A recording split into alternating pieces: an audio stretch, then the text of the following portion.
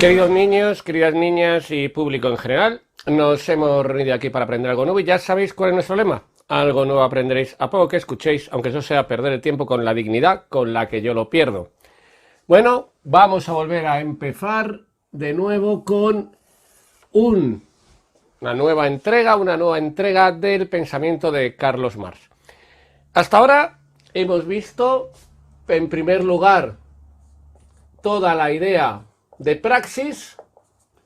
Dijimos, era la actividad teórico-práctica que creaba la realidad y por lo tanto esa realidad creada es la sociedad y es lo que había que estudiar.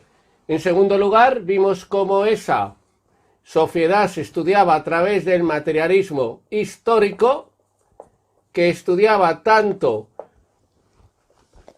cómo era la sociedad, que decíamos era una base y una superestructura, y estudiaba además cómo cambiaba esa sociedad, que decíamos que cambiaba cuando determinadas contradicciones adquirían una nueva característica que era la negatividad, es decir, resultaban irreconciliables, una de las dos tenía que ganar, y eso ocurría cuando se daba una revolución, para la cual además tenía que haber condiciones objetivas, condiciones propiamente económicas, de producción y condiciones también subjetivas, de que un grupo social estuviera dispuesto a hacer dicha revolución y adquiriera una nueva conciencia, una nueva forma de explicar el mundo. Además vimos que esta revolución intentaba ser parada a través de la ideología, que era una falsa conciencia que lo que pretendía era generar una satisfacción general entre la gente que no les planteara un problema al sistema en el cual vivían y por lo tanto no pensaran en hacer una revolución. Y vimos que dentro de esa ideología un papel fundamental para Marx lo tenía la religión. Y concluíamos con la famosa frase de Marx: la religión es el opio del pueblo. Pues hoy, ahora, por fin ha llegado el momento de analizar el capitalismo. Y lo que vamos a analizar es precisamente por qué Marx va a ser contrario absolutamente al capitalismo. Porque de hecho Marx va a dar una idea general del capitalismo que podríamos simplificar, podríamos reducir en lo siguiente. En el capitalismo, la praxis no se ejerce en libertad, la praxis no es libre y, por lo tanto, los seres humanos son infelices. No existe la felicidad. Es una infelicidad permanente. Y lo que vamos a ver ahora es cómo defiende Marx que el capitalismo en sí mismo es un sistema económico que produce una ausencia de libertad y una infelicidad en el ser humano. Así que a partir de ahora, características del capitalismo. Primera característica, muy importante para Marx, la característica de que el capitalismo se compone de clases sociales. El capitalismo es una sociedad donde lo que hay son clases sociales. Y esto es muy importante, para Marx hay diversas clases sociales. Hay muchas clases sociales, pero hay dos fundamentales, porque son las dos en las cuales se va a generar esa contradicción de la que, recordemos, hablábamos en el materialismo histórico. Va a haber dos clases sociales que van a ser contradictorias, que van a estar en permanente lucha. ¿Que son cuáles? La burguesía, por un lado, y por otro lado, versus el proletariado. Y corresponde, por lo tanto, primero y fundamentalmente definir quiénes pertenecen a una clase social y quiénes pertenecen a otra. ¿Quién pertenece a la burguesía? El que posee un medio de producción. ¿Quién pertenece al proletariado? El que no posee ningún medio de producción y por lo tanto tiene que vender su fuerza de trabajo, su praxis, para poder vivir. Vamos a explicarlo, como siempre, con un ejemplo muy sencillo. Si nos vamos a los famosos dibujos, a esa bonita explicación del mundo que es Bob Esponja, veremos que, por ejemplo, Calamardo es proletario. ¿Por qué? Porque al no poseer ningún medio de producción, tiene todos los días que vender su trabajo para conseguir dinero para poder comer. Veremos, por ejemplo, que sin embargo el señor Cangrejo es burguesía. Porque ¿qué es lo que tiene? Tiene su famoso restaurante, el Cangrejo Crujiente, en el cual él posee un medio de producción y puede vivir sin necesidad de ¿qué? De vender su fuerza de trabajo. Bob Esponja es también un proletario, puesto que tiene que vender su fuerza de trabajo. Y, por ejemplo, Patricio no es ni un burgués ni es un proletario. Probablemente sea un parásito social, pero eso es otro tema que aquí no vamos a entrar sobre la estructura social del fondo de bikini. Pero aquí tenemos un ejemplo. ¿Quién es proletario entonces? El que tiene que vender su fuerza de trabajo. ¿Quién es burgués? El que posee un medio de producción y no tiene que vender su fuerza de trabajo. La señora Botín, dueña del Banco de Santander, es burguesa. Yo, que tengo que ir todos los días a vender mi fuerza de trabajo, cuidado, no solo a trabajar, podríamos pensar que la señora Botín trabaja, sino a vender mi fuerza de trabajo, necesito venderla, que me den algo por ella, soy proletario. Así que ya tenemos las dos clases sociales fundamentales, burguesía y proletariado. ¿Y qué es lo que ocurre? Que hay una relación entre ambas de explotación. Es decir, la burguesía, ahora vamos a explicar cómo funciona esto, explota al proletariado. Y el proletariado, por tanto, es explotado por la burguesía según Marx. Y surge, como consecuencia de dicha explotación, la lucha de clases. ¿Qué es lo que ocurre? Que son dos clases cuyos intereses, vamos a ver a continuación, son absolutamente irreconciliables, entran en contradicción. Y por lo tanto ya tenemos aquí un elemento fundamental para realizar una revolución. ¿Y por qué? ¿Cuál es la causa de esta explotación? Es decir, ¿cómo la burguesía explota al proletariado o por qué el proletariado es explotado por la burguesía?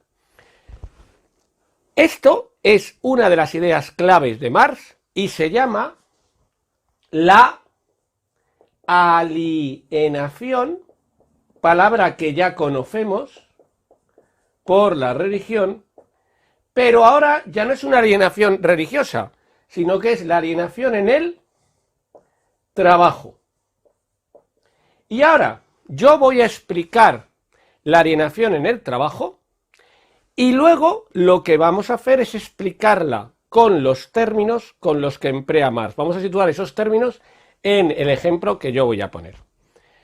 ¿Qué es la alienación en el trabajo? Es lo siguiente. Vamos a comenzar. En primer lugar, ya lo sabemos, todos existimos en una sociedad concreta. En este caso concreto, estamos en el capitalismo. Aquí está. Como hay capitalismo, y esto es muy importante, existen al menos burgueses, que es este señor de aquí, con su sombrerito de copa, que posee un medio de producción, que es esta fábrica, por ejemplo. Miren ustedes qué bonita. Y como hay capitalismo, no solo hay burgueses, también hay proletarios, que es este de aquí, así con su gorrita. Y ahí está. ¿Qué ocurre? ¿Cuál es la diferencia? Ya la sabemos. El burgués posee medios de producción. El proletario, que está aquí, ¿qué es lo que posee? Nada. Solo una cosa. Su fuerza de trabajo. ¿Qué es lo que posee solo? Su fuerza de trabajo. Es decir, ¿qué posee? Su praxis. Pero como tiene que comer todos los días, es una fea costumbre que tiene la clase obrera, pues ¿qué es lo que tiene que hacer? Ir y pedir trabajo en la fábrica del burgués, dice Marx. Lógicamente, si tengo que vender mi fuerza de trabajo, necesito un comprador. ¿Y el comprador quién es? El que posee el medio de producción que me necesita para hacer los productos que luego él va a conseguir su beneficio. Imaginemos que todos los obreros de esta fábrica fabrican, vamos a suponer, un vehículo a motor, llamado comúnmente coche. Ahí está, coche bien bonito, ahí de última generación. Mírale, bueno, con su antenita. Bueno, a partir de aquí empieza el problema. Vamos allá. Este coche, que lo han realizado los trabajadores de la fábrica, vamos a imaginar, vamos a poner números redondos para entendernos, que este coche va a salir con un valor de 12.000 euros. Y el material, la energía que hemos gastado en fabricar el coche, es decir, los gastos que nos ha costado fabricar el coche, vamos a imaginar el plástico, el metal, el caucho, la energía eléctrica que hemos gastado durante el periodo de facturación del coche, de fabricación del vehículo, la energía del gas que hemos gastado para calentar la fábrica, etcétera. Es decir, todos estos gastos han sido 2.000 euros. Entonces, ¿qué nos queda? Nos quedan 10.000 euros. Ahí están. Aquí viene lo interesante para Marx. Ahí están esos 10.000 euros. Y ahora dice Marx, ¿qué ocurre con esos 10.000 euros? Esos 10.000 euros, ¿quién los ha realizado? Dice Marx. El trabajador. Sin embargo, ¿qué va a pasar? Que una parte de esos 10.000 euros va al trabajador, efectivamente. Vamos a suponer que a todos los trabajadores vaya la mitad, el 50%.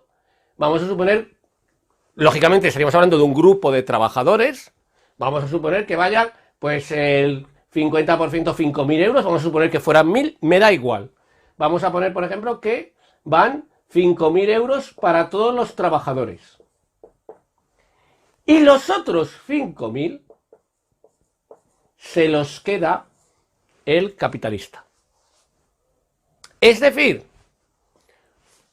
al trabajador no se le paga el producto de trabajo, no se le paga el trabajo, puesto que el trabajo son 10, sino que se le paga ¿el qué? La fuerza de trabajo, el dinero necesario para que el trabajador pueda mantenerse y al día siguiente ¿qué haga? Vuelva a trabajar. El capitalista se queda con otra parte de ese dinero. ¿Y ese dinero qué hace el que se queda el capitalista? Aumenta el capital. Genera más capital. Luego, en el fondo, y esta es la clave de la alineación, ¿para qué está trabajando el proletariado? Para aumentar el capitalismo. Luego, el proletariado está trabajando para seguir siendo siempre proletariado y seguir estando explotado. Es decir, el trabajador trabaja para mantener las condiciones que hacen posible su explotación. Y por lo tanto daría igual, según Marx, que le subieran más el sueldo o menos, porque siempre trabajará para aumentar el capital. Esto, Marx, esta es la idea general, ahora la vamos a explicar con los términos que utiliza Marx y que efectivamente aparecen aquí en los apuntes, en este párrafo donde se habla de la alienación en el trabajo, que vemos que son términos como alienación en el trabajo, valor del producto, salario, fuerza de trabajo, plusvalía, praxis. Pues vamos allá. Empezamos a explicarlo otra vez ya con esos términos. ¿Qué ocurre? El trabajador vende su fuerza de trabajo. No se le paga el valor de su trabajo, sino el valor de la fuerza de trabajo. No se le paga el valor del producto, sino solamente su salario, su fuerza de trabajo. Y esa praxis que el trabajador ha depositado en el trabajo, esa capacidad transformadora humana, esa característica del ser humano, pasa a convertirse en un valor añadido para el capitalista, que se llama plusvalía. ¿Y que solo sirve para qué? Para generar más capitalismo, es el beneficio capitalista. Por lo tanto, dice Marx, todo el capitalismo no es más que una traición a la praxis. ¿Por qué? Porque la praxis, la fuerza de trabajo del proletariado, esa transformación teórico-práctica que debería servir, recordemos el principio, para humanizar el mundo, solo sirve para reproducir y aumentar el capitalismo y seguir manteniendo las condiciones de ¿qué? De la explotación. El trabajador trabaja para seguir siendo explotado. Y por lo tanto, como la praxis no humaniza el mundo, no le libera al trabajador, sino que le esclaviza aún más, ¿qué es el proletariado? El proletariado es la negación de lo humano. Así, por la alienación en el trabajo que se produce por la plusvalía y por la explotación, se genera como resultado que el proletariado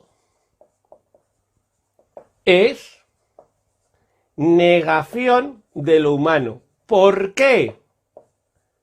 Porque aquello que ha sido lo característico, que es lo característico de la esencia humana, la praxis, no humaniza el mundo, sino que solamente genera una situación de absoluta injusticia, que es el capitalismo. La praxis solo sirve para reproducir el capitalismo y, por lo tanto, los proletarios no actúan como seres humanos, sino como la negación de lo humano. Y ahora viene el gran momento. Y entonces, ¿qué hay que hacer? Pues está claro, camarada, hay que hacer la revolución. Pero eso ya lo veremos en el siguiente vídeo, en la siguiente sesión. Así que, en la siguiente sesión, más.